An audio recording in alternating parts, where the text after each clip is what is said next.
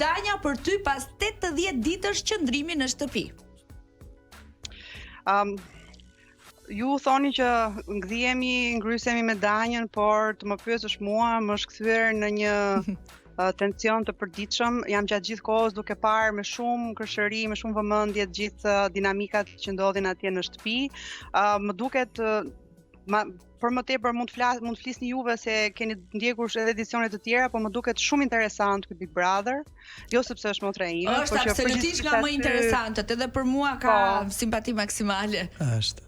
Po, dhe ka një shikueshmëri të lartë, i përgëzoj gjithë ata që po bëjnë më të mirën e tyre. Danja mendoj që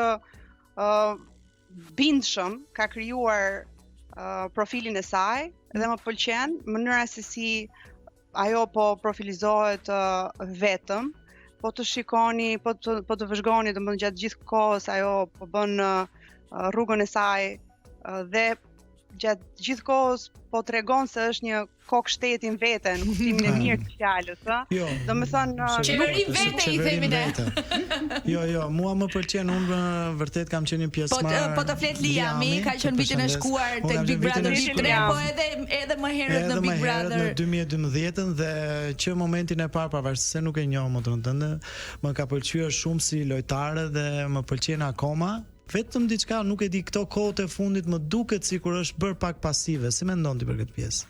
Sigur është tërhequr pak. Nuk jam dakord. As unë Liam nuk jam dakord, më thënë drejtë. Në këtë moment është shumë e rëndësishme që secili lojtar të krijojë rrënjët e veta. Jo aleancat, sepse të mendosh pranë aleanca në një vend. Po prandaj përdora fjalën pasive. Nuk ka se si.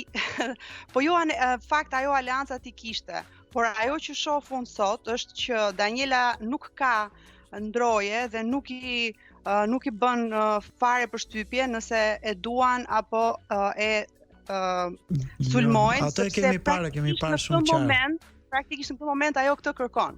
Ajo